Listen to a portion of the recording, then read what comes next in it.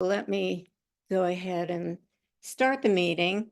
As I said, this meeting is on seismic safety of the Northwest Eugene bridges and overpasses. It's hosted by Ready Northwest Eugene, which is our organization. We are responsible for providing emergency preparedness information to 3 neighborhoods: Bethel, Santa Clara, and River Road. And we have a number of planners in our little group that have helped put this together: Joel Robe, Ed Farron, myself, of course, Joe Piccolotti, who is not here tonight, Bruce Sturmer, who may join us, and Carol Hicks. We are a group of volunteers. We can very much use help. So if you are so inclined to want to volunteer to join our group, that would be most welcome. Our mission is to share emergency preparedness information throughout our region and beyond, to prepare ourselves and our neighbors, to prepare ourselves and our neighbors to anticipate, survive, and recover from disasters. And if you just bear with me one more minute, I will hopefully be able to get this meeting. Here you are. Fully underway, yes. Sorry, I couldn't even find my image on this. It's quite something, a lot of activity. When we first thought about doing this meeting, we put down some of our assumptions as to why we wanted to talk about this subject. One assumption was that our community is susceptible to large earthquakes. And the second is that our existing bridges and overpasses, as we understand it, are not seismically engineered. Transportation access will be critically important in a disaster for us, for all of us, to receive aid. Excuse me, could you please mute if you're, yeah, thank you. Transportation access will be critically important in a disaster for all of us to receive aid, supplies, or possibly to evacuate. Retrofitting our transportation infrastructure is important for our community emergency preparedness and resilience. And finally, the residents and citizens of Eugene, we need to know what the condition of our community infrastructure is, and also the plans that may be underway to improve that infrastructure. So we were so lucky when we moved ahead with the plans to have this presentation to get a really two really good speakers tonight. And the first is going to be Trish Sharma, who is a Eugene transportation planner. I found out through the conversations we have, has an extensive knowledge of emergency preparedness, and in fact in her education that was one of the emphases, along with the transportation planning aspect. So that has been a tremendous help. The second presenter will be Sierra Anderson, who is our new emergency manager, and she'll be discussing emergency preparedness concerns related to this subject, and I'm sure much more. So, Charles, see, one of the things we'd like to let people know is that just hold your questions to the end. We'll have at least 20 minutes for questions at the end, if everything goes the way we're planning anyway, and yes, possibly more. Thank you. That's absolutely true. So first we'll be hearing from Trish, then from Sierra, and finally there'll be a big block of time for us to ask questions and get answers and have maybe a bit of discussion toward the end. So with that, if I could ask you again, just to stay muted if you're not speaking, that would help the presenters a great deal. Let's see, Trish, are you ready to get started in your presentation? Yes, I am ready. Give me just 1 Okay. second, and I will go ahead and share my screen. Great.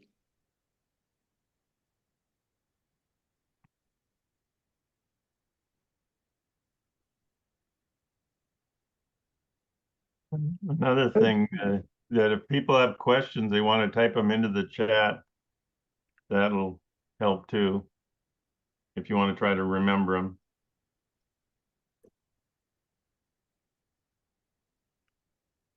Yes, I think that'd be great if everybody could just drop their questions in the chat, and we can go ahead and adjust them towards the end of the presentation. But thank you, Chelsea, and I feel like we can get started.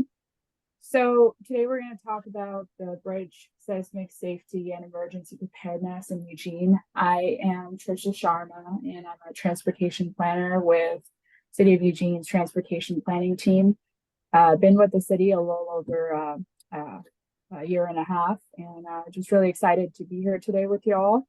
I also have Jordan Vesper, our civil engineer with the City of Eugene, here to address some of the concerns from the community, as well as Sierra Anderson, our emergency manager. So our agenda for today is briefly short. And again, I just want to say, if you have any questions, please wait for us to conclude the presentation, and we will take them one by one at the end of the presentation. So the first slide, we're going to talk about seismic retrofitting and possible replacement of bridges in Eugene. So I just want to start by saying that ownership differences of the bridges in Eugene and the surrounding areas, including the urban growth boundary, always presents itself as a conflict when it comes to applying for funding or retrofitting or doing any other sort of structural improvements for the bridges. So I just want to conclude this slide by saying that while the City of Eugene and Springfield have been in the process of conducting seismic assessment of city-owned bridges, again, it's a very time-intensive and costly process. So we're trying to take steps in order to enhance emergency preparedness. Moving on to my next slide, I just want to say, sorry. I'm not seeing the slides. Am I missing something? Or is everyone else seeing them? I'm seeing them. Okay, well, that's just, it's at my end. Okay, user error. Thank you. Sorry to interrupt. That's totally okay. So the next slide, I'd like to talk about the seismic straining preliminary design process that the City of Eugene has been working on since the year 2020. So in 2020, we identified the list, as you can see on your screen. There are 10 bridges, and these were identified through a collaborative emergency preparedness effort with Lane County, ODOT, and I believe there was some involvement from the Lane County or the Lane Council of Governments as well. While none of these bridges have been seismically retrofitted as of today, the process is already in place. And if you have any questions about a particular bridge, feel free to go ahead and drop your questions in the chat, and we will address them at the end of the presentation. So moving on to my next slide, I know there were questions about dam failures that might proliferate during a Cascadia event. And while there is no concrete information around dam failures in the past, this is basically a conclusion from the Lane County Emergency Management Natural Hazard Mitigation Plan that talks about and dams and their design standards being up to code as of today, while the extent of a Cascadia event cannot be foreseen as of today. There are processes and staff in place that are rigorously working towards filling any voids or gaps that might lead to a lapse of any of these dams. So moving on to my next slide, I would like to talk about project proposals and the approval process, and I will let Jordan Vesper go ahead and talk about that. All right, thank you everyone for having us. Trish sent me over some of the questions before this. Y'all have good questions, very well thought through, and making my brain scratch. So I appreciate having those and allowing us to present during this this meeting. So the way that we work through our process for determining which bridges that we're going to seismically retrofit or place. So it started with that documentation or the analysis that we did in 2020. And the original process was 30 bridges, and we had a evaluation criteria that included things like the type of road that it was on. So the classification of the road, the amount of traffic that goes over it, proximity to schools and emergency facilities, and basically islands. So if there were populations that would be isolated based on a bridge, we also used that as one of our criterias. And so from there, we worked towards this group of 10 bridges that we felt were the first round to get either seismically upgraded or replaced. So after we determined which bridges we were going to do, we presented this to the transportation management team and said, here's what we're thinking. Here's the total cost. Do you think this is a good idea? And they said, yeah, absolutely. We need to move forward. We need to start replacing these bridges, or we need to get them retrofitted. And from there, we present to a different group, which is the policy team, and they hold the money and distribute the money. And so we make the case of this bridge, this bridge should be replaced or retrofitted. And they acknowledge that, yeah, we agree. Let's move forward. So from there, I work with Trish and I work with our planners to find funding that will allow us to complete these projects. And so when we're working through these projects, we get about 90 cents on the dollar from the feds when we are able to be successful in a grant. And a lot of those have a match, and our bridge projects are anywhere from 4 million all the way up to, we have a couple that we're looking at doing that are in the 16 to $20 million range. So even a 10% responsibility by the city is still a significant amount of money that we're having to invest. So our goal is to do a bridge every couple years, and we're still trying to determine where that funding is coming from locally and how we continue to have sustained funding so that we can upgrade not only those 10, but then move into the next phase. What are the next ones that we're going to evaluate, and how are we going to upgrade these?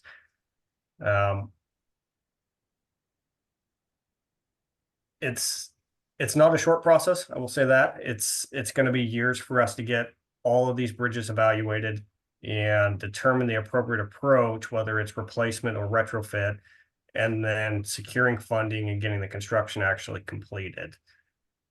But that is our typical process for going through, going from the concept of we need to evaluate our bridges to construction. Okay, it's been seismically upgraded and it's going to be fine in the event of a Cascadia event. Thank you, Jordan. I'm going to go ahead and move on to our next slide. And with that, I would like to invite Sierra Anderson, our emergency manager, to take over. Thank you. Are you maxing your computer volume?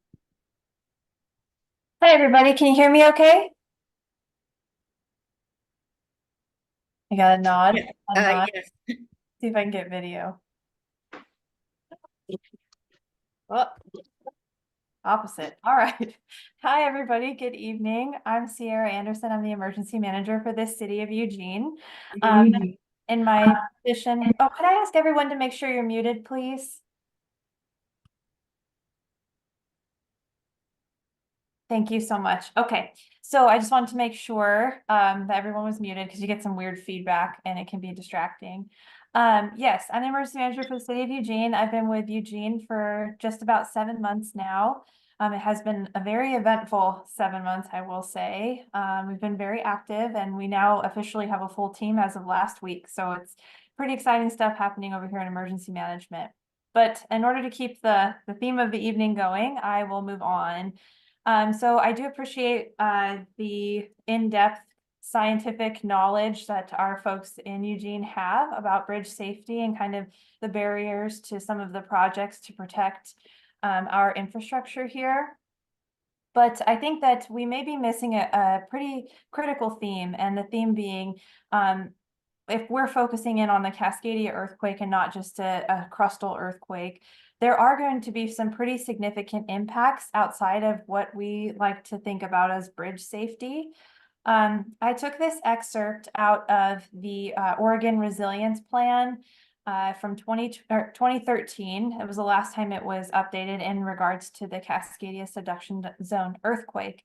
Now, you'll see a lot of this is focused on critical infrastructure and emergency management. We like to call these community lifelines.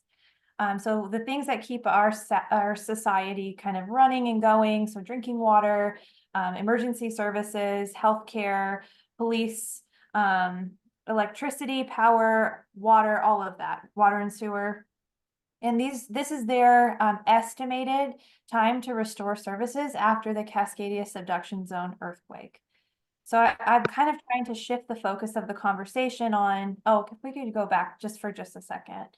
I would like to switch the conversation from focusing in on our bridge infrastructure and our road infrastructure to what we can expect as far as impacts from the earthquake on the greater scale, right? So in emergency management, yes, the bridges are important, but there are other things that we like to think about and we have to think about. So we want to anticipate things like fuel shortages, hospital surge, structural damages, drinking water system damage, sewer system damages, food supply chain it will be heavily disrupted. The lack of ability to enforce laws, there's just no way to get around that. Increased number of hazmat incidents due to impacts from the earthquake, transportation system impacts, clearly like we're talking tonight on the bridges, and then widespread civil unrest. So those are the kinds of effects that we think about in emergency management and try to talk through some of the ways that we can help folks protect themselves, as well as how we can pre-plan for some of those impacts. Next slide, please, Tricia. So how does local government work to respond to these complex incidents? We work on plans. We work on our natural hazard mitigation plan that was referenced earlier for the county's plan, but the city of Eugene and Springfield, we have a combined natural hazards mitigation plan. We are actively working to update that. It should be done by 2025. The efforts that go into this, they're very great. It is a very technical plan. There's a lot that goes into our hazard vulnerability analysis. There is also a big piece of this project that is done to identify potential projects that can be related to grants or opportunities for funding outside of our tax dollars or what funds the city as an organization. The outreach and education and promotion. So what we're doing tonight, getting out here and talking to folks out in the community that have real concerns and give them an opportunity to ask questions to the subject matter experts like Tricia and the staff that she works with, or ask preparedness-based questions where I can help kind of glean and share some information on that. Oregon, the state of Oregon, every few years does a Cascadia subduction zone earthquake statewide exercise where local jurisdictions opt in to participate in this exercise. Yes, don't worry, City of Eugene did sign up to participate. It's changed its name. It was Cascadia Rising, and now it's going to be called Iron Ore 2024. I haven't quite ironed out, what we're going to be doing as far as what the goals are for that exercise just yet. We do have some time. It aligns with the Great Oregon Shakeout in October. I did put a couple of links in there in case if Tricia was able to share the slide, so you had some resources. Oregon Emergent Department, let's go back just for a second. Oregon Department of Emergency Management, they worked very hard to put together the 2 Weeks Ready campaign. And my personal favorite publication is the Living on Shaky Ground. There's a lot of really good preparedness information as it relates to Oregon in particular. I also think that the general kind of ready.gov preparedness items for home preparedness can be a really good resource as well. All right, next slide, please. So what can you do? I very much, and Charleston knows this about me, I very much believe in the power of empowerment, right? So giving people the tools to be able to work together in their small kind of micro communities out in the different neighborhoods, being able to look at that and say, okay, what can I learn and share with my neighbors? You can sign up for those mass notifications. So the lane alert system here, it's through a software called Everbridge. It's a statewide software that local government uses to alert their communities in times of emergency, and what to do, where to go, and any further information that local government can share with their community members. There is a new software from the USGS. It's called Shake Alert. I don't know how many folks on the call have heard of that. It's a relatively new software, but it's an earthquake early warning system that was designed to send notifications out to people that have registered. I do know there is some work happening at U of O. I haven't dug in quite yet, haven't had the time, but really focusing in on how can we get people alerted as the earthquake is happening further south or further north. The last couple of things I did want to talk about is volunteerism. So, if you can mute your phone, that would be really helpful. Thank you. I can't read this very well because of the colors, the blue and then the light blue on top. It's very hard to read.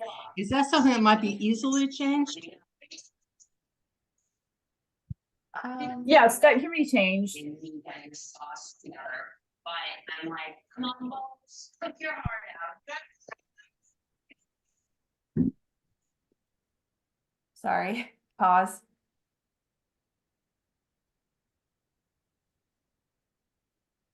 I'm taking meatballs apart because honestly, I'm so nervous about serving Chef. One of the hosts can mute that person.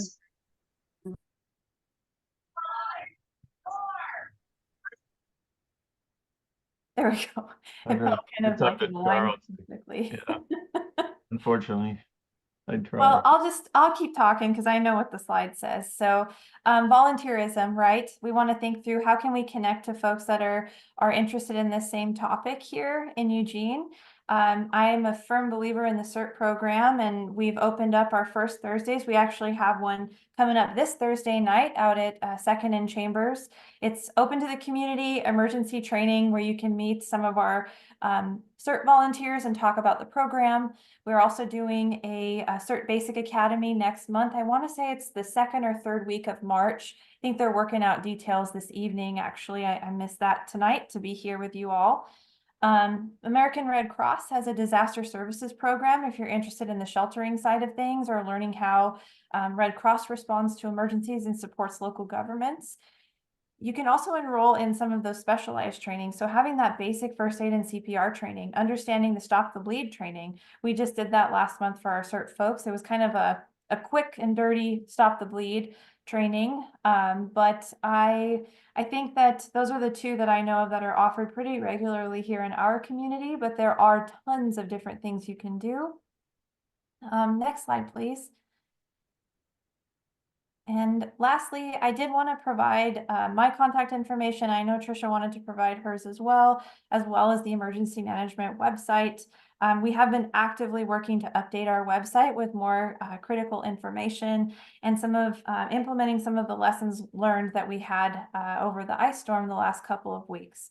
So we're hoping to do a community publication based around individual preparedness and some of the considerations for our populations with access functional needs. So we'll be working within our division here, as well as within the Diversity, Equity, and Inclusion office just across the street from us. So do you have any questions for me on the emergency preparedness side or for Tricia on the transportation planning side?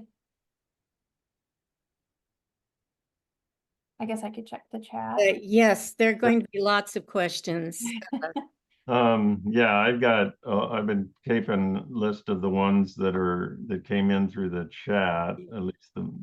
Can I start out by saying go that ahead. one of the things, and this has to do with the bridges and the overpasses, one of the things we were very clear about wanting, and that's why the title says the seismic safety of the bridges and overpasses in the Northwest region, is to actually hear by identifying the infrastructure being discussed, which I understand might be the city's responsibility, the county's responsibility, or the state's responsibility.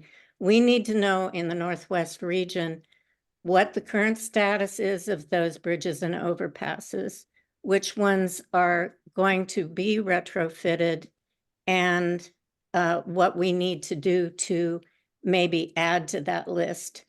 In River Road, for instance, we're pretty landlocked.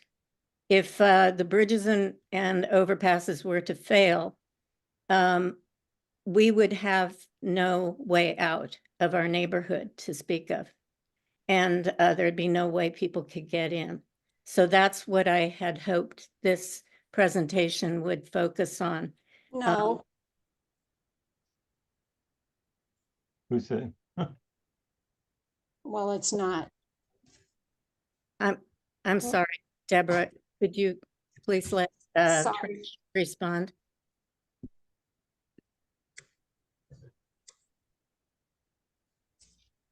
You want to take the questions that address the Northwest neighborhoods first? Well, can someone please respond to, yeah, that would be one thing, but the question I'm asking is, can we please zero in like on the Chambers overpass, for instance? Yeah, we can talk about that one. So the Chambers Overpass is gonna start into construction in probably March or April, and so that'll be seismically upgraded. That's the one going to the railroad tracks between Second and Roosevelt, and that project will last about 9 months, and then it'll be seismically stable in the event of the Cascadia event, or in the occurrence that we get an earthquake of that magnitude, it will still be standing. So that's a very key one for our region, obviously, because people will hopefully be able to get out of the neighborhood if the roads are usable or aid can get through. Was part of the research you did for this presentation, did it include, for instance, the Beltline area? So all of those are going to be under ODOT jurisdiction, so I can follow up with them and see if they've done any evaluations or what the Well, right, that was what I had hoped we would also be covering, as well as Maxwell, the Maxwell Bridge, which I know is the county. What is the status of that? I'll have to get back to you on that one as well. Okay. Yeah. So I apologize for not having that prepared. I will, yeah, I will get back to you on both of those. And one other question, I'm sorry, and then I'll let other people ask their questions, but these were kind of key. There's been a number of questions about the pedestrian and bicycle bridges going over the Willamette. Are they seismically retrofitted, or are there plans to do that? So pedestrian and bicycle bridges are not going to be a priority at this point. No, the vehicular bridges, being able to maintain emergency services and get people in and out of town is going to be the highest priority. And then we'll start to evaluate if there's opportunities to do pedestrian bridges. There are some that can carry the load of emergency vehicles. And so those ones will be the highest priority, as opposed to like a 5-foot wide bridge that only pedestrians go across, because that's not going to provide as much function overall to the network as opposed to something that can carry a vehicle. Okay. Are there other projects that the city is involved in the Northwest region that we need to hear about tonight? Not specifically as it relates to bridges, no. Well, okay.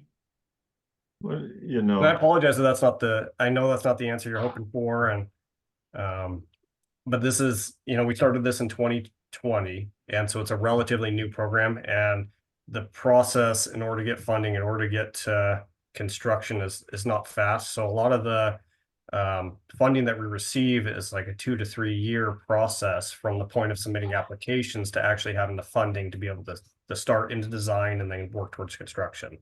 So since we've started approaching or applying for funding in 2020 and have started receiving that, we have 4 projects that are getting close to being able to start construction. So we're making really good progress and continuing to look at opportunities outside of just our normal funding sources to expand and accelerate construction of these bridges or getting them seismically upgraded. Can I ask a question? Has there been any studies to determine what shape our roads will be in after a Cascadia earthquake?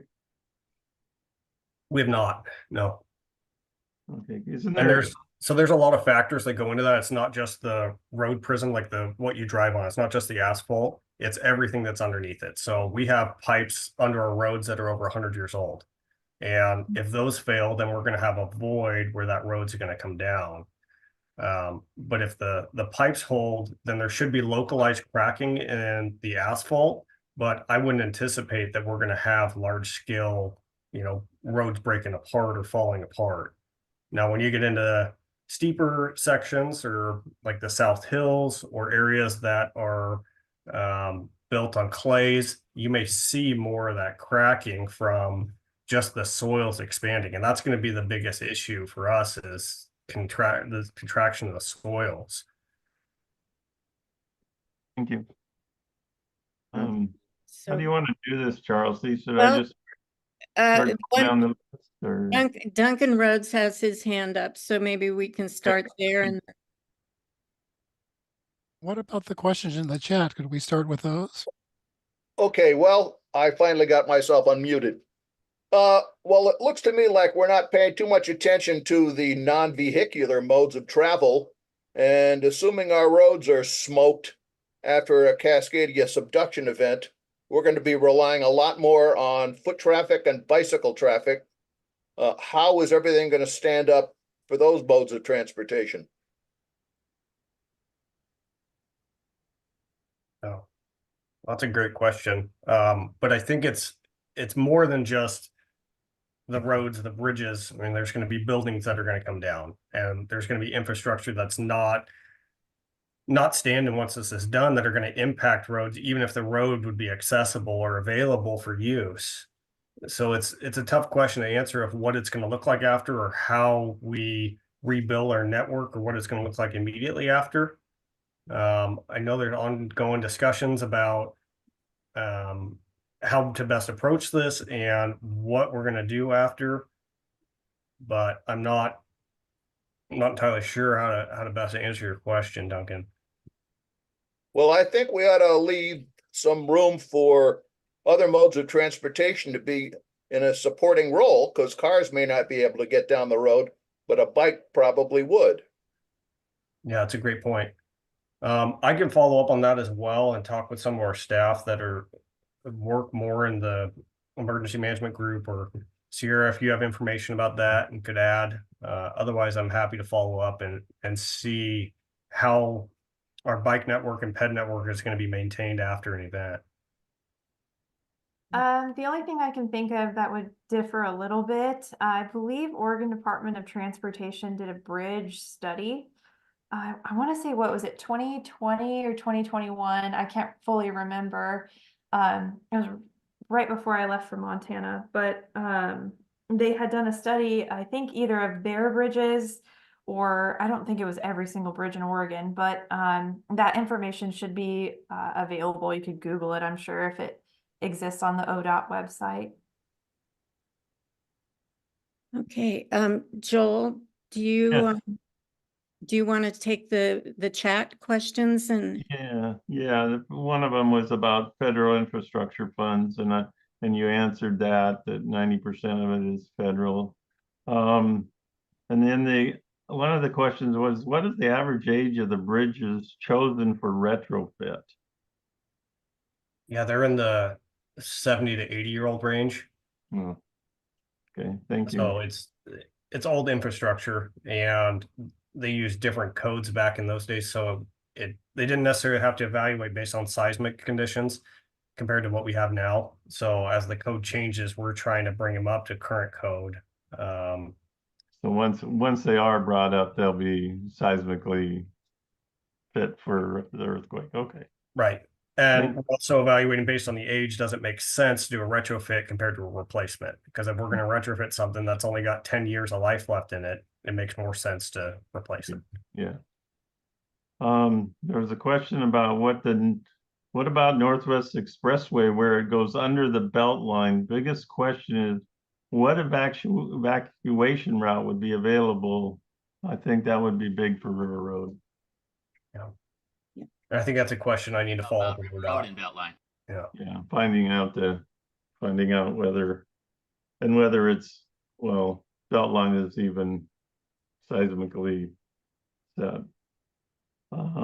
Okay.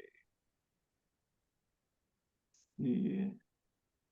Why isn't internet access not on the critical service list? Think heavily damaged fiber optic cables. I didn't hear the answer to that question. It was my question. He's got to look, he said he has to look into it to find out Oh. what the belt line is. Okay, thank you. You bet. Once this is done, we'll get this information out to everybody. Let's see. And then another question was about the airport runways. We had heard there was some work done to them to make them a little bit more resilient, but I'm not sure if that was the intent. Do any of you guys know? No. So I'd just like to chime in and say a couple of these questions are interdivisional. So there's different divisions within the city, and I know there are active conversations going on around cybersecurity during a Cascadia collapse. And my understanding is that at some point there's going to be a list around critical and non-critical infrastructure and how that would be handled in an event that there is an earthquake. So there are measures being taken internally, and we're happy to follow up with people that are designated to excuse me, come up with those plans. And yeah, we're happy to get back to you with those answers once we hear more. Here's a question about 30th Avenue as a lifeline for South Eugene. Here's another, is the overpass at Highway or Interstate 5, I guess, secure? Also, there are 2 deep ravines that were filled in to create the roadway. In a major earthquake, could those infills slide down into the golf course? You probably. I could talk a little bit about the 30th Avenue Bridge. We had an evaluation on that bridge done last year, and it's not seismically stable. We're continuing to evaluate if that is one that we're going to retrofit or replace. But it would be after the list of 10 that we're currently working through. And I can't speak to the ravines if that would go into the golf course. Yeah. Well, here's a good one. Is there a city focus on road bridge access to the area hospitals now outside the city of Eugene in case of emergency? I'm not sure what that meant, but you know, now that we've got the hospital on the other side of the river, we don't have one in Eugene anymore. Yeah, it's pretty important that something happens to allow us to get across the river somewhere. Absolutely. And I think that question would be best answered by ODOT, understand if those bridges are seismically stable. Yeah, I think that's something that I believe our city councilors and that are looking at too, just because in fact, I think it's even at the state legislative level. So anyway, hopefully we get more done on that. How do you determine if the infrastructure is seismically stable? Yeah, so we take the as construct drawings, which have all the components of the bridge, all the rebar that's running through it, and build a 3D model out of that. And from there, we can apply different forces to it, which would mimic an earthquake, and determine if it's going to fail or not. From that evaluation, we can then start to figure out what the fix is. How do we make it seismically stable? But a lot of them are harder, just going through math and getting a printout at the end of 200 pages that talk about each element and if it's going to fail, is it okay? And that is normally we have a consultant do that. So when I say we, it's not necessarily the city folks that do that, but we have consultants that will perform that work for us. What level of earthquake are they planning for here in Eugene? So we build or we design them for the 1,000-year event. But they Right. also use a life cycle criteria, which says if any component of the bridge fails during a seismic event, the entire thing fails. So we build them so that the entire structure will be still standing at the end of that the shaking. But they talk about a level 9 or 9 on the Richter scale off the coast. And they're saying here, what I understood was it's going to be much less. And I was just wondering what criteria you're using to, are you looking at a 7 here? Are you looking at, I'm not sure how it converts. Yeah. Yeah. So when the code doesn't speak to Richter scale, it just talks about here's the intervals and here's the oscillation that you should anticipate within your structure. Okay. It just seems like it would be a different, different amount of shaking depending on how severe it is. All right, moving on. Okay. Based on the list you showed regarding the length of time we expect to be without critical services, why do you suggest a 2-week prep period?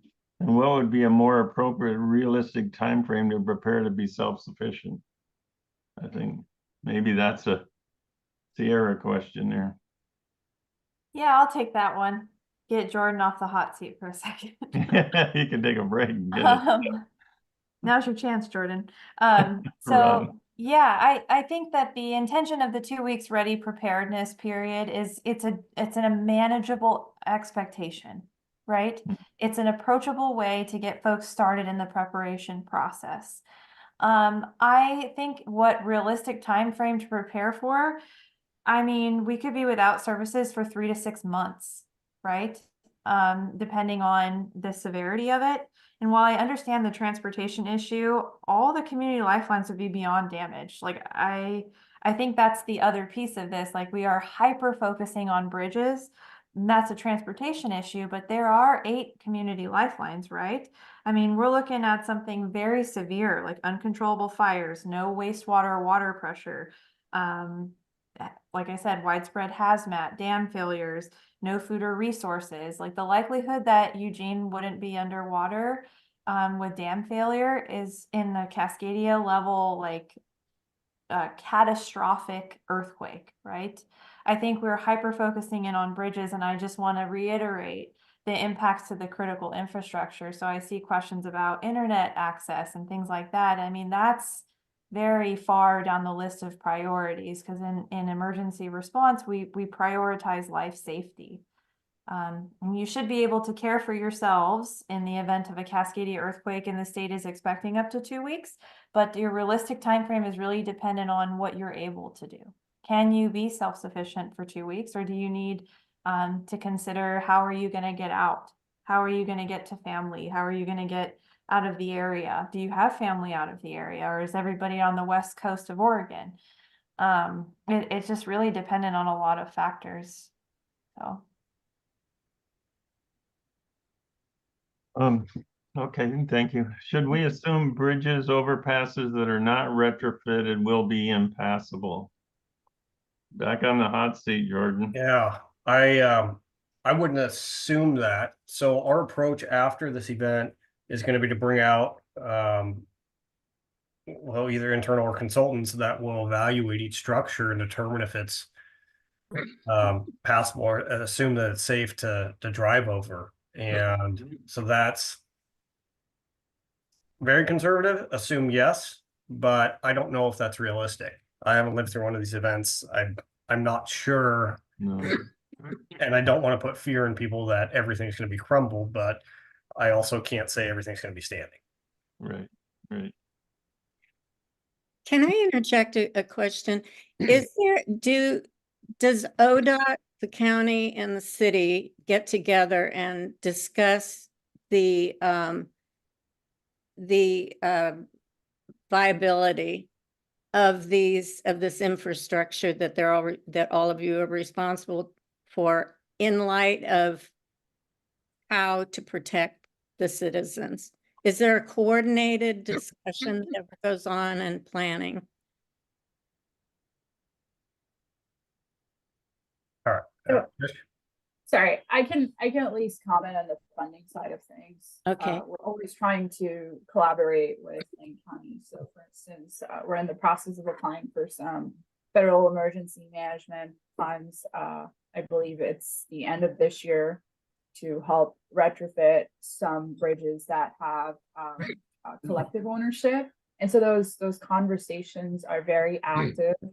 And there are times when there has to be prior approval from ODOT or Oregon Emergency Management in order to procure those funds. So yes, we do have active conversations with ODOT, Oregon Emergency Management, Lane County. They're all active participants of managing any sort of funding process that's in place federally too. So Yeah. And I do want to respond to Sierra's comments that this is hyper bridge oriented. It doesn't need to be just bridges, but that was the subject that we often come up against because we think in terms of how do we get across the river to a hospital, et cetera, et cetera. It's a reasonable question, I think, for us to be asking. It's not meant to exclude that there are other priority issues that we also need to have meetings about. But so, that's been the subject of this meeting for a lot of months. And it remains that we are concerned about how we're going to fare, not even just in an emergent or earthquake, but a major flood, anything like that. We need to know more about the infrastructure. And also, I'd just like to add that in the readings I've done, there is an emphasis on now's the time to do the retrofitting and be prepared so that when the event occurs, you're not looking at a bunch of bridges that have not been retrofitted. So again, I think I understand the impulse to want to focus on other aspects of emergency, but we would like to know what is going to happen to make the momentum of doing the retrofitting increase. Is there a way in which the community's voice can be taken into consideration in that process? And great questions, and completely understand where you're coming from. They are critical for us being able to get in and out of the city. The bottleneck for us is funding. That's the biggest thing. And so there's a couple different programs that we get funding out of. The main one is the local bridge program through ODOT, but they limit how much each region and each agency get, which doesn't allow us to progress faster. We would love to be able to do more projects, but we don't have the funding. And without that, we're kind of at the mercy of when we can apply for new funding, when there's opportunities. We have looked at other alternatives for funding. So Trish and I are working on a FEMA grant for a bridge replacement, but a lot of those are nationally based. And so our bridges are getting put up against ones that are in major cities, Washington, D.C. or Philadelphia, New York. And we're trying to present a case where we deserve money over significantly larger bridges. And it's just a challenge for us. So it's a political issue. It's, well, priority and political priority, I Okay. guess. Well, I appreciate your answer. I really do. Well, I would like to add to that. And so just as I guess a point I wanted to make was there's a fine line between competitive funding and non-competitive funding. And just the pool, like the overall pool of non-competitive funding is so low that every time we apply for federal grants, unfortunately, there are larger cities with more pressing needs. At least that's how it's perceived by the federal government. And so we're competing, I would say, with 500-600 different competitors across the whole nation. And so there are times when, you know, priorities can be a little different on federal level, but we're always actively trying to look for every opportunity that comes down the pike and are actively applying for it. So, and a lot of the bridges as well, the funding applications that we go after, we don't meet the minimum threshold for funding. So they want bridges that are in the 50, 100, $500 million range. And our biggest projects are in the $20 million. So a lot of those we're not able to even apply for. So It's, go ahead. thank you. So it seems to me that's really critical to, well, for one thing, to know what evacuation route we would be able to take. And also that, you know, similarly in the reverse, if they need to get in to help us with money or whatever, I mean, not money, food or, you know, whatever we might need, water, that then knowing how, you know, having a route that they could take to get in here would be key. And it would seem to me that knowing whether having those evacuation routes identified and then prioritizing the safety of bridges required to make those evacuation routes work would be essential. And it seems like, you know, the age of bridges, I see how they're thinking that, you know, the age of bridges is what really matters.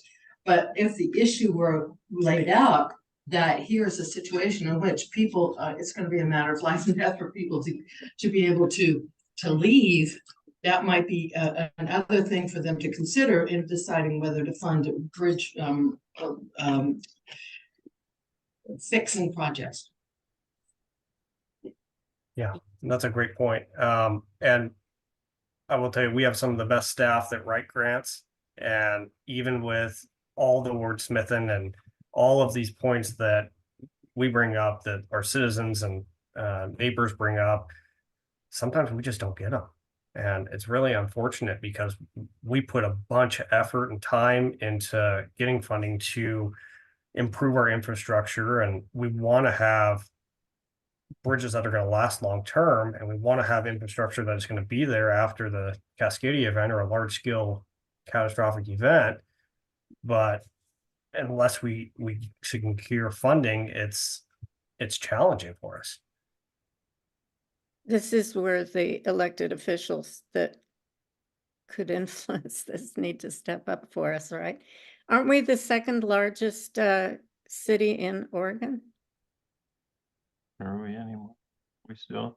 Who knows? I see Fred has his hand up. I have a suggestion.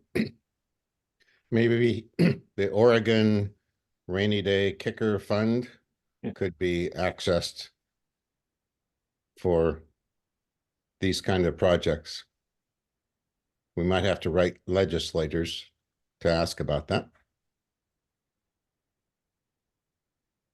I'm not familiar with that, but thank you. You get the money back from the over. Okay, so what is the city doing to encourage more gathering, warming, shelter places for displaced residents and ways to provide transportation to bring them from homes via any means, perhaps to dispersed centers instead of just a few shelters run by volunteers? So I guess if that's in relation to if we have a large, you know, like an event, you know, where, you know, people are going to be set up, like say the fairgrounds or something, how do we get people there too?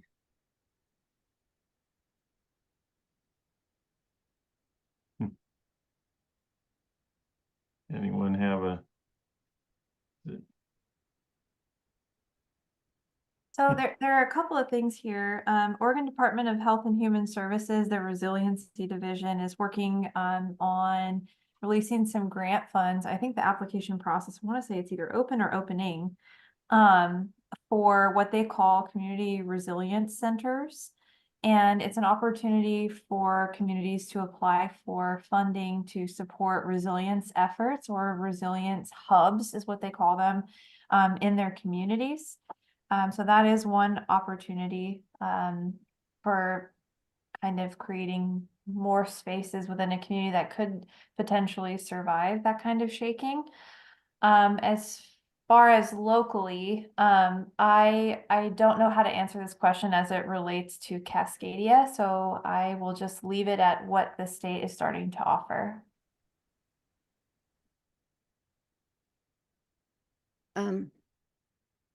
Okay, let's see, are they going to identify, oh, this relates to what Ellie talked about earlier about evacuation routes. And then there's something from, oh, okay, that's the list of bridges. Let's see, down. While you're looking at that, I wanted to ask, and at the River Road Community Organization a year or so ago, actually, I think, Trish, you may have been the presenter on this. There was a discussion about I guess it's a proposal to do a parallel bridge across the Willamette that would be for multimodal transportation across the Willamette that would run parallel to the existing bridge. Is that going forward, or is that waiting for funding approval, or what is the status of that? So I believe it wasn't over the Willamette, it was over Beltline Bridge. So we're currently in the process of procuring some more funding. The project is called the River Road Santa Clara Bicycle and Pedestrian Bridge. We were also thinking of the name Ruby Bridge initially. So if you're ever interested, you can read more about that on the city's website. I'm happy to drop the link in the chat. But okay. I believe we were able to procure half the funding for construction. And Jordan, correct me if I'm wrong, but the project, is it already in the engineering phase, or? Well, I think she's asking about the one by Delta Sand and Gravel. Yes. Okay, so that's a ODOT project, and I think the holdup for that one is the environmental clearances they're going to have to get in order to build that. Building a new bridge across the river is going to be one challenge in itself, and then you have the aggregate facility there with all their spoils and all their contaminated soils. They're going to have to be mitigated. I would anticipate that the cost of doing it is going to be prohibitive from them actually completing that project. Okay. Thea, you have your hand up? Yeah, sorry. What has there been any thought or planning in the cumulative impacts of a earthquake, and as far as living downstream in a timbered area where a lot of trees and other debris and mud flow could come down through the rivers and jam up against the bridges? So we're not looking at just seismic stability for the initial shaking, but the long-term impact of what could be a lot of stuff happening there. I know that's probably in nobody's jurisdiction, but I'm curious if it's in the hazard plan, or and also that could reroute the river in the River Road area, Santa Clara area. So that's a concern about log jams and their impact on the bridges and roads around us. Thank you. Thank you. Sarah, do you have anything from the perspective of the mud flows or debris cleanup? Nothing specifically, no, for Okay. that.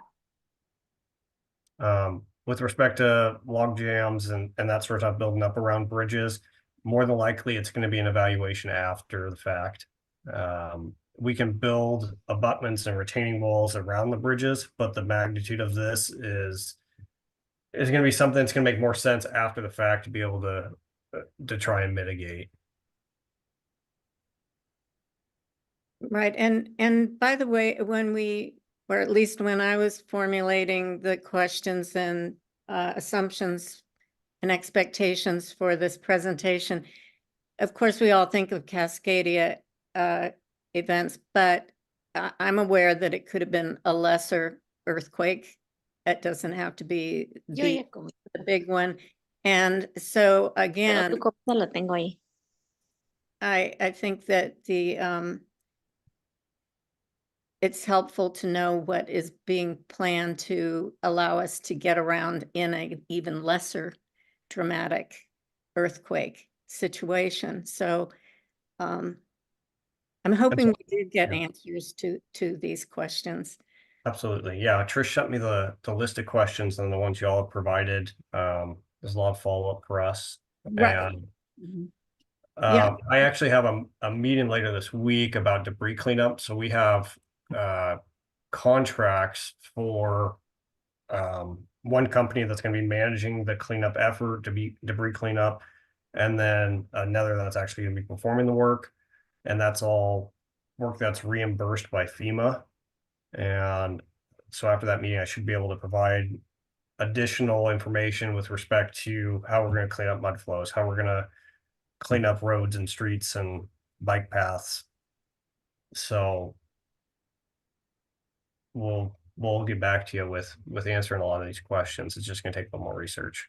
Yeah, Thank and you. that would be great. Are there any other questions? Yeah, there's still a couple here, but Good. Okay. go ahead and Carlos has his hand raised. Yeah. Carlos, you want to? One thing I'd like to point out is that the city's already said that in a major earthquake, the sewer system and water supply lines will be disrupted probably for a significant period of time. The what's not being talked about is what the implication of that is. People are not used to living without flush toilets and without supply of fresh water. Without these systems, it's very likely that we would shortly be in the grips of a cholera pandemic. So as such, I think that it's critical to pay attention to evacuation routes, because if in order to forestall a pandemic of cholera, it would be virtually necessary to virtually evacuate the entire population of Springfield and Eugene. Thank you. Here's another question. It relates, in the event of a CSC earthquake, would dam failure also be possible concern for bridges? I suppose it's a concern, but I think what we saw, in our bridge or our dam presentation last year, was that they thought that the dams would be okay, but nobody knows for sure. But I don't know if you guys, Jordan or Trish, or have anything to add to that?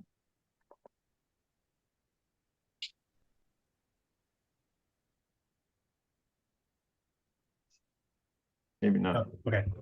I can talk a little bit to that. So we don't do modeling with the anticipation of like a dam failure or to that scale of having a tsunami come over the mountain and then it's in Eugene. So we don't, that's not part of our design criteria. So we would not be able to design prior to the event happening and be prepared for if this size water flow comes through that we're going to be standing after, or we're going to have a bridge that's going to be stable after.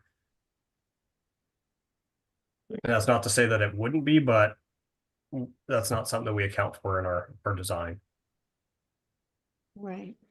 And then the last one I think I have, unless there's some more added to the chat.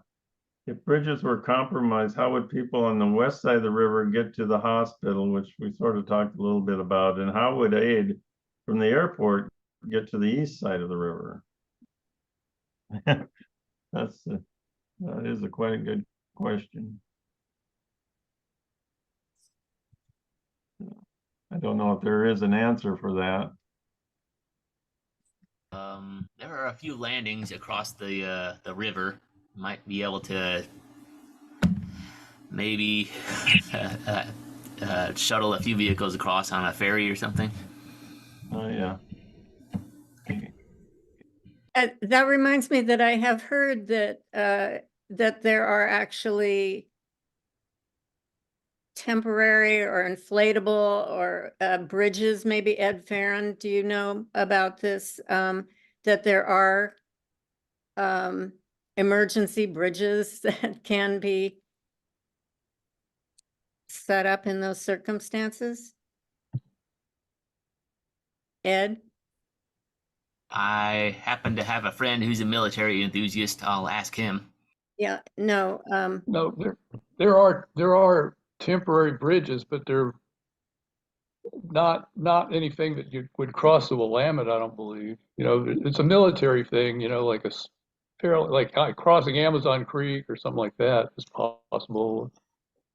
But and then you can plop down a railroad flat car. I've seen that used to cross creeks when I worked for the Forest Service, but like a pretty large, you know, like crossing the Willamette or a large body of water is unlikely on a temporary structure, I think. all right. There's another question, or not a question, maybe a statement, maybe related to the ferries. Maybe we should focus on a site for a ferry across the river, and if the Beltline Bridge project is really 10 years out. And Thea said we could make a Cajun Navy. I'm not sure what that is, but Yeah. Yeah, but then you never know what the river's shape is going to be in either. Okay, here's Lena has her hand oh, raised. go ahead. Yeah, go ahead. Hi, I'm Lena.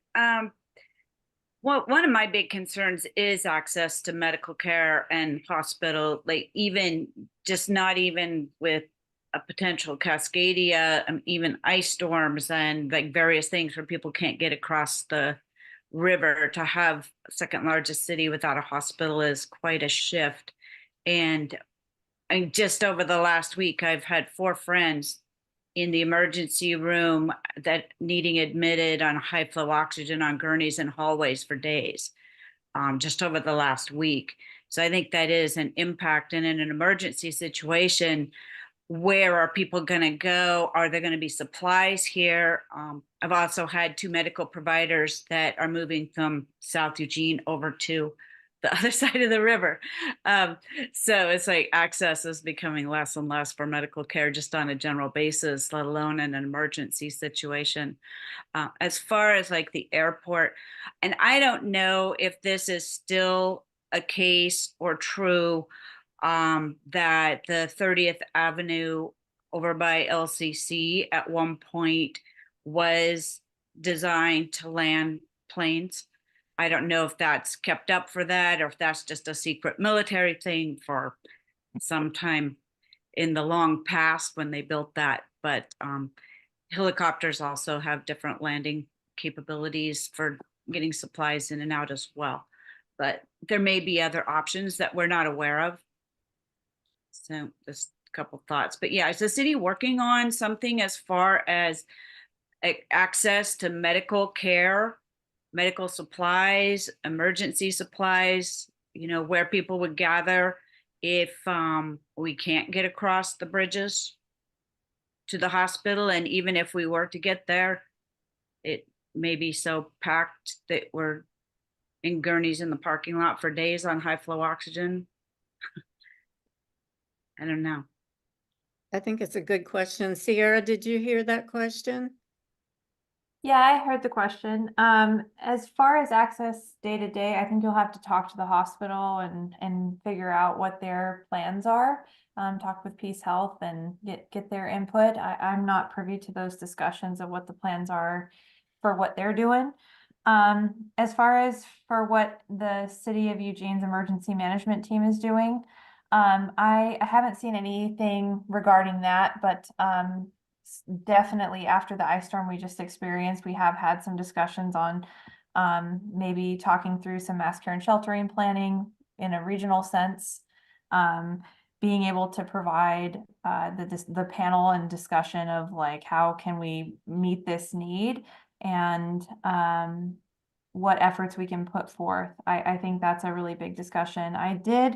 I do remember hearing something about Oregon Department of Health and Human Services, again, that resiliency division working on some mass care projects. So I think I know that Oregon Health Authority works with local hospitals and local jurisdictions in prepping for training with like triage and like field medical.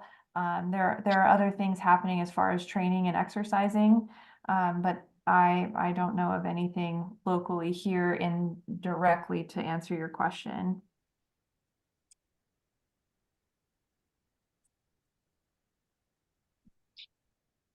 There's just basically a bunch of statements here. There's not much in the way of questions. Oh, here's something. News may be only through AM broadcast radio from stations east. I guess they mean over the mountain or something, or plus via AM shortwave radio because FRS is too short. Is that? I guess that's to communicate. Village David, I guess that's to communicate to like the emergency managers from people who are outside the area. I don't. It's a little clarification there. I'm not sure. Anyway, there's something Well, about. I could try to answer that a little bit. Okay. As a lot of us know, there is a network trying to form of FRS radios to use as the boots on the ground to connect with other higher powered radios, and then to get messages to the hams who can relay them to the Emergency Operations Center of the city. And that's going on and ongoing practices. And actually they activated during the ice storm for 4 days and had a repeater available, and people relaying some messages there. And we encourage anybody to try to go to eugenemcom.org and learn about the Citizens Volunteer Eugene, EMCOM network, emergency communications, and build up of their local FRS teams and find out how to get the hams involved to start participating in that kind of an incident and to practice for it. Thank you. Thanks, Thea. We also had John, Ian Penn gave a presentation at the Sustainability Commission the other night talking about infrastructure funding currently available from the bipartisan infrastructure law. There may be avenues for transportation funding through that. I think we've got most of the questions. If you have a question that I haven't asked, or yes, just raise your hand and we'll. Joel, a question was just entered into the chat by Paxton. Oh, I see it.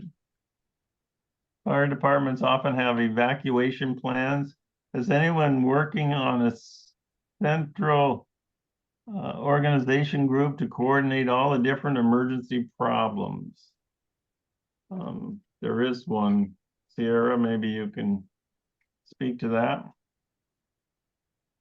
Talk about them. Hey, Paxton, can you clarify what you mean in your question? What I have seen is that what I'm seeing is that there's actually lots of plans. The hospitals are doing work, you know, one time I talked with West Lane Fire Chief and he said the Veneta area on their plans is supposed to take 50,000 evacuees. I'm involved with the Oregon Country Fair, so I was concerned about maybe we could use our lands for helping support that. And that made me realize that the fire departments do a lot of these planning.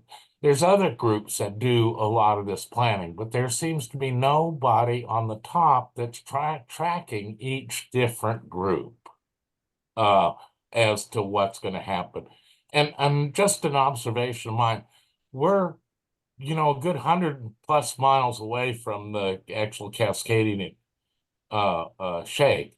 And so I suspect it's not going to be as severe as one thinks. One should actually go study other places that have had similar problems, you know, in Japan and stuff like this, and see how long it's actually taken to bring back infrastructure, bring back power, you know, bring back people. I think that that needs to be studied also. Thank you. Thanks, Paxton. What I think I hear you asking is about what does or who is in charge of all of this, right? Well, it can be really difficult. So local jurisdictions are in charge of what they're in charge of, right? And that is in the same respect of emergency management. So emergency management, we are the connectors. We work in our communities on plans. We work on response and recovery efforts to be able to prepare for something like this that could be down the pike. But I think I hear what you're asking is who is looking at every single plan that every rural fire district is doing and every different agency is doing, like our hospitals or a private industry or hazmat locations, like who is coordinating all of that. A lot of that is coordinated through the county emergency management program. So being a city jurisdiction, I am just as much of a participant as any of the other organizations, but the county is really kind of maintaining that overall picture for what they're looking at as far as the different needs of their cooperators within their communities. The other side of things is we do have required plans. So like our emergency operations plan, that is required for our organization, for our local jurisdiction. We are required to have our natural hazards mitigation plan, or at least be a part of the county's plan. And we're also required to have participation in the community wildfire protection plan.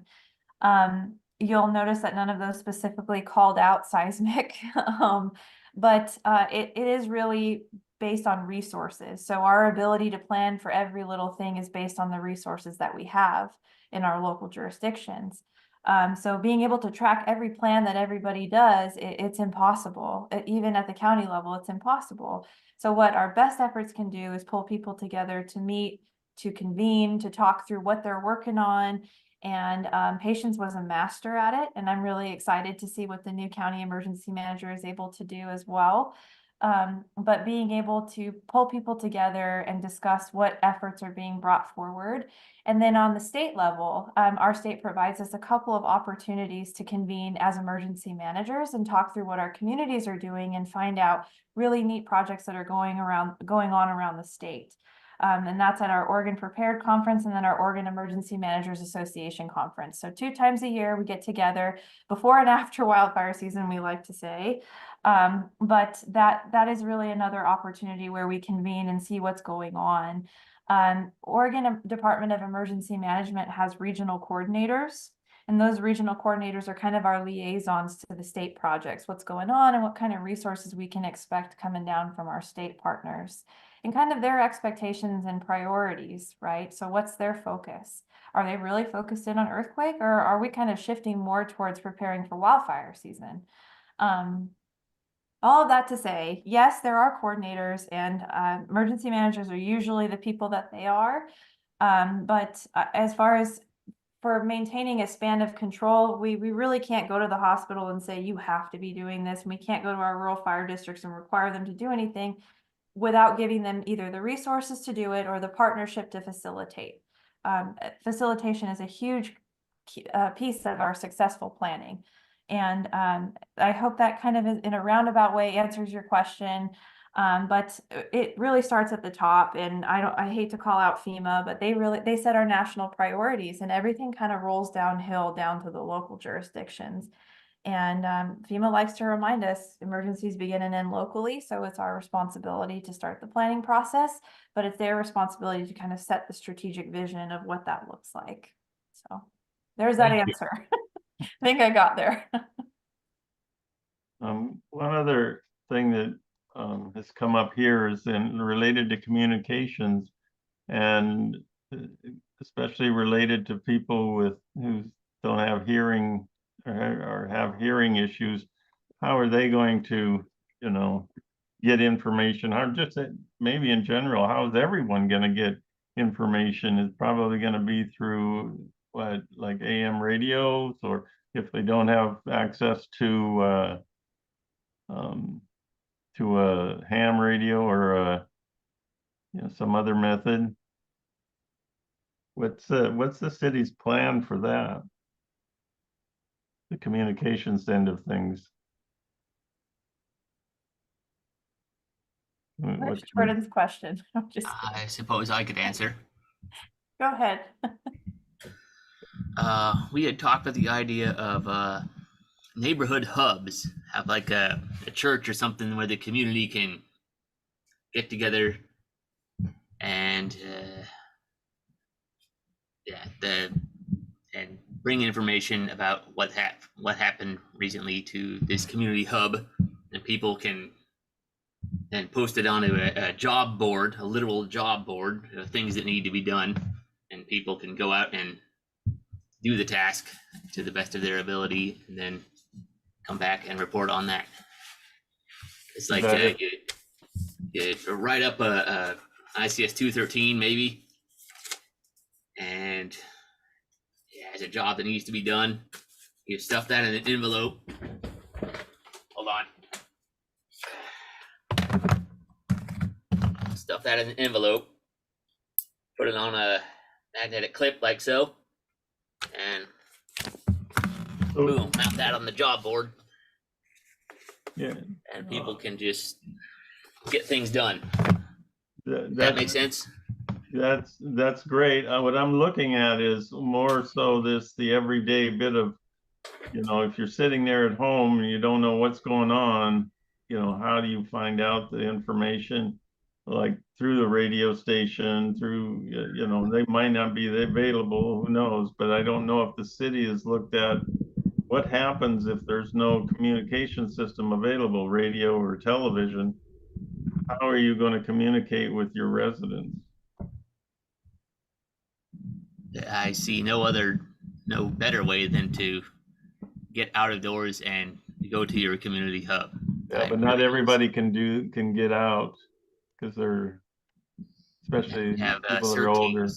They can visit to people's, making door-to-door visits, checking on people. That's I know we're gonna have to try that, but okay.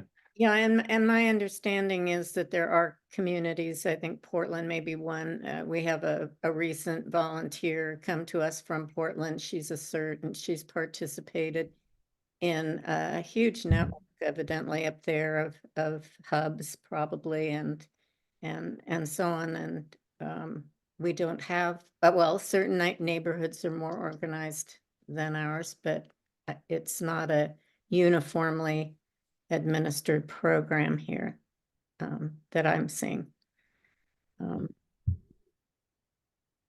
So looking at best practices from other places, it would be great if maybe the city emergency preparedness or emergency management office could eventually lead us in something like modeling that and getting prepared.